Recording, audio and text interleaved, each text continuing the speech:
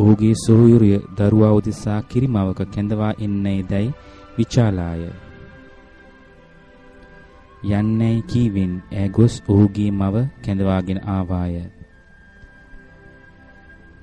එවිට කුමරිය ඈ අමතා මේ දරුවා රැගෙන ගොස් මා වෙනුවෙන් ඔහුට කිරි දෙන්න මමද ඔබට කුලිය දෙමි කීවාය. දරුවා වැඩුණු පසු ඈ ඔහු පාරාවෝගේ දීනේ විත ගෙනාවෙන් ඔහු ඈට පුතුකු සේවිය. ඈ මම ඔහු වතුරෙන් ගොඩ ගතිමි කියා ඔහුට මෝසස් යන නම තැබුවාය. මෝසස් මිසර ජාතිකයන්ව නොරිසුවේය. එබැවින් ඔහු පාරාවෝ වෙතින් පලා ගොස් මිදියන් දේශයේ පදිංචි විය. මිදියන්හි පූජක තම දුවවන ශිප්පෝරා මෝසස්ට සරණ පාවා දුන්නේය. බොහෝ කලක් ගත වූ පසු මිසරේ රජතුමා අපවත් විය. ඊශ්‍රායල් ජනයා වහල් සේවය නිසා සුසුල්ලමින් දෙයයන් වහන්සේ වෙත මොර ගැසූහ.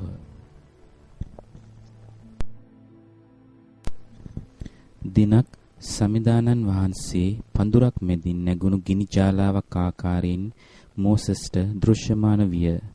ඔහු බැලුව විට පඳුර ගින්නෙන් ඇවිලී ගිය නමුත් එය නොදැවෙන බව දිටීය.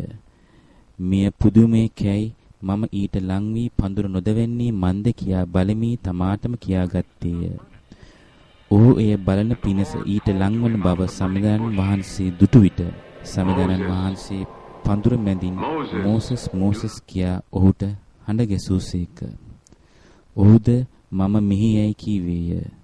එවිට සමිදානන් වහන්සේ කතා කොට මෙතනට ලං නොවන්න, නුඹේ පාදවලින් වහන් ගලවා දමන්න, නුඹ සිටින ස්ථානය ශුද්ධ භූමියකයි වදාළසේක. තවදුරටත් දෙවියන් වහන්සේ කතා කරමින් නුඹේ පියාගේ දෙවියන් වහන්සේ මමය. ආබ්‍රාම්ගේද ඊසාක්ගේද ජාකෝබ්ගේද දෙවියන් වහන්සේ මමයි වදාළසේක. මෝසස්ද දෙවියන් වහන්සේගේ මූණ දෙස බැලීමට බිය වූ බැවින් තම මුහුණ වසා ගත්තේය. උන්වහන්සේ මෝසස්ට කතා කොට මිසරයේ සිටින මාගේ සෙනගගේ දුක්විත තත්වය මම දිටිමි. මිසර ජාතින් අතින් ඔවුන් මුදා කිරියෙන් හා මීපැණියෙන් ඉතිරෙන ඊශ්‍රායල් දේශයට ඔවුන් පමුණුවාලීම සඳහා මම බැස ආවෙමි. මාගේ සෙනගවන ඊශ්‍රායල් ජනතාව මිසරයෙන් පිටතට ගෙන යන පිණිස මම නුඹ පාරාව වෙත යවමි. එවිට මෝසෙස් දෙවියන් වහන්සේට කතා කොට පාරාව වෙත ගොස් ඊශ්‍රායල් ජනතාව මිසරයෙන් පිටතට ගෙන යනු පිණිස මම කවරෙක් දැයි ඇසීය. මම නුඹ සමග සිටිමි. මා නුඹ එවූ බව දැනගැනීමට නුඹට දෙන ලකුණ මෙය වේ. එනම් නුඹ සෙනඟ මිසරයෙන් පිටතට ගෙනා විට මේ කන්ද මත නුඹලා දිව්‍යන් වහන්සේ වන මාහට වැඳුම් පිඳුම් කරන්නහුයයි වදාළසේක.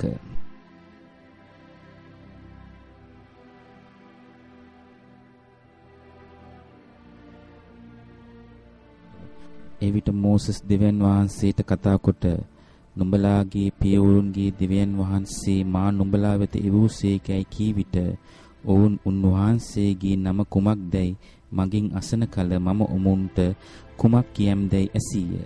උන්වහන්සේ මෝසස්ට පිළිතුරු දෙමින් මම වනාහි ස්වයම්බූ නම් තැනන් වහන්සේ වෙමි. ස්වයම්බූ තැනන් වහන්සේ ඔබ වෙත මා එවූසේකයි නුඹ ඊශ්‍රායල් ජනයාට කිව යුතුයයි වදාළසේක. තවදුරටත් උන්වහන්සේ මෝසස්ට කතා කරමින් මෙසේ වදාළසේක. නුඹලාගේ පියවරුන්ගේ දෙවියන් වහන්සේ ඔබ වෙත මා එවූසේකයි කිව යුතුය. සදහටම මෙය මාගේ නාමය වේ. මතු සියලු පරම්පරාවෝ මේ නාමයෙන් මට ආමන්ත්‍රණය කරති කීසේක. දෙවියන් වහන්සේ මෝසස්ට හාස්කම් පෑමේ බලයදී ඔහුට කතා කිරීමේ ශක්තිය ඔහුට නොතිබුණු බැවින් පාලුකරයේදී ආරොන්වද ඔහුගේ සහාය පිණිස දුන්සේක. සමිදානන් වහන්සේ ආරොන්ට කතා කොට මෝසස් හමුවීමට පාලුකරයට යන්නයි වදාළසේක.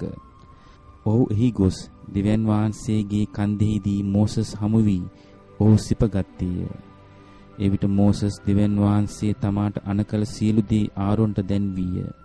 එවිට මෝසස් සහ ආරොන් ගොස් ඊශ්‍රායල් ජනතාවගේ ප්‍රජා මූලිකයන් සියලු දෙනා රැස් කර වූහ. ඉන්පසු ආරොන් සමිඳානන් වහන්සේ මෝසස්ට වදාළ සියල්ල කියාදී සෙනග ඉදිරිපිට හාස්කම් පෑවේය. ඊශ්‍රායල් ජනතාව ඔවුන් විශ්වාස කළහ. සමිඳානන් වහන්සේ ඔවුන් විඳින දුක බලා එය තේරුම්ගත් නිසා ඔවුහු හිස නමා නමස්කාර කළහ. ඉන්පසු මෝසස් සහ ආරොන්ද පාරාව වෙත පැමිණ පාලු කරෙහි මාගේ නාමයෙන් මංගල්‍යයක් පවත්වන පිණිස මාගේ සෙනගට පාලු කරයට 3 දිනකට යන්න අවසර දෙන්න කියා ඊශ්‍රායල් වරුන්ගේ දිව්‍යන් වහන්සේ වදාන්නසේකයි කීහ. එවිට පාරාවෝ පිළිතුරු දෙමින් සමිදානන් වහන්සේ නම් කවරෙක්ද ඊශ්‍රායල් ජනයාට යන්න අවසර දීමට මා ඒ හඬට අවනත විය යුත්තේ මන්ද? මම සමිදානන් වහන්සේ නාඳුනමි. ඊශ්‍රායල් ජනයාට යන්නට මම අවසර දෙන්නේ නැතයි කීය. සිත දැඩි වූ පාරාවෝ ඊශ්‍රායල් සෙනග පිට තව තවත් බර වැඩ පැවරූහ. ඔවුන්ට පිටත්ව යෑමට අවසර නොදුන්නේය. ඔවුන් පාරාවෝ සමග කතා කරන කාලයේදී මෝසස්ගේ වයස අවුරුදු 80කි. ආරොන්ට වයස අවුරුදු 83කි. මෝසස් සහ ආරොන්ට සැරයටි බැගින් දෙවියන් වහන්සේ දෙන ලදී. දෙවියන් වහන්සේ මිසර වාසීන් වෙස වසංගත 9ක් එවූසේක. ඒත් පාරාවෝ සිත ඊශ්‍රායල් ජනතාව මුදා හැරීම සඳහා වෙනස් කළ නොහැකි විය. එහෙත් දසවන වසංගතය දින ලැබූ රාත්‍රියේ පාරාවෝ රජ මෝසස් සහ ආරොන් කැඳවා නුඹලා ඊශ්‍රායල් ජනයා නැගිට මාගේ සෙනග කෙරින් පලා ගොස් නුඹලා කී පරිදි සමිදානන් වහන්සේට නමස්කාර කරන්නයි කීහ. මිසර වැසියෝ ඊශ්‍රායල් ජනයාට වහා රටින් පිටවන ලෙස බල කළහ. ඉන්පසු ඊශ්‍රායල් ජනයා රම්සෙස් නුවර සිට සුක්කෝන් දක්වා ගමන් කළහ. ඊශ්‍රායල් ජනයා මිසර දේශයේහි පදිංචිව සිටි මුළු කාලය අවුරුදු 430ක් විය. මෙසේ අවුරුදු 430ක් අවසන් වූ දිනේම සමිදානන් වහන්සේ සියලු සේනාවෝ මිසර දේශයෙන් නික්ම ගියෝය. ඒ රාත්‍රියේහි ඔවුන් මිසර දේශයෙන් ගෙන යනු පිණිස සමිදානන් වහන්සේ අවදිව සිටි බැවින් සෑම පරම්පරාවකට මුළු ඊශ්‍රායල් ජනයා අවදිව සිට අනුස්මරණය කළ යුතු රාත්‍රිය මෙය වේ. මුළු ඊශ්‍රායල් ජනතාවට පාස්කු පැවැත්විය යුතුයයි උන්වහන්සේ අනකලසේක. සිත දැඩි වූ මිසරේ රජවන පාරාවෝ ජයාන්විතව රටින් පලා යන ඊශ්‍රායල් ජනයා ලුහුබැඳ ගියේය. මිසර වාසීහු පාරාවෝගේ සියලු අසුන්ද යුද්ධ රථද ඔහුගේ අසරුවන්ද හමුදාවද සමග ඔවුන් ලුහුබැඳ ගොස් මුහුදු බඩ කඳවුරු බැඳ සිටි ඊශ්‍රායල් ජනයා වෙත ළඟා වූහ.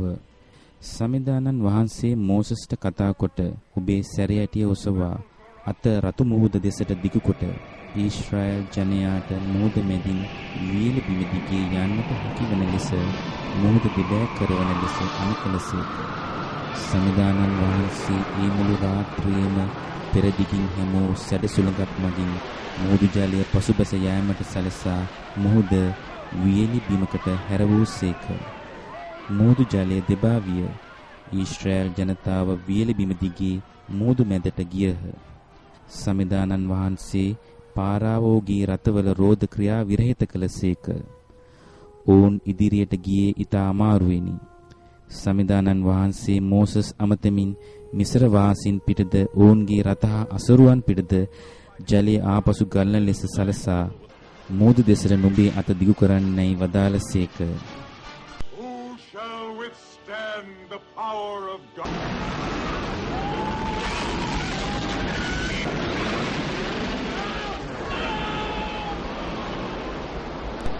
මෙලෙස සමිදානන් වහන්සේ ඊශ්‍රායල් ජනයා මිසරයෙන් මුදාගත් සේක. මෝසස් රතු මුහුදින් ඊශ්‍රායල් ජනයා ගෙන ගිය පසු ඔවුහු පූර්ණම් පාලු කරයට ඇතුළු වූහ. ඊශ්‍රායල් ජනතාව මිසර දේශයෙන් පිටත්ව දෙවන මාසෙහි 15 වන දින ඒලීම් සහ සීනායි අතර වූ සීනම් පාලු කරයට පැමිණියෝය. ඊශ්‍රායල් ජනයා මෝසස්ට සහ ආරෝන්ට විරුද්ධව පාලුකරේදී මැසිවිලි කියන්නට වූහ. එවිට දෙවියන් වහන්සේ මෝසස්ට කතා කොට මම නුඹලාට අහසින් ආහාර වස්වමි. දිනපතා මිනිසුන් නික්ම ගොස් එදිනට අවශ්‍ය කොටස එකතු කරගන්නේයි වදාළසේක. මුළු ඊශ්‍රායල් ජනතාව සීන් නැමැති පාලුකරයෙන් නික්ම රෙජිඩීම් ස්ථානයේ කඳවුරු බැඳගත්හ. ඒත් එහි සෙනඟට බීමට වතුර නොවිය.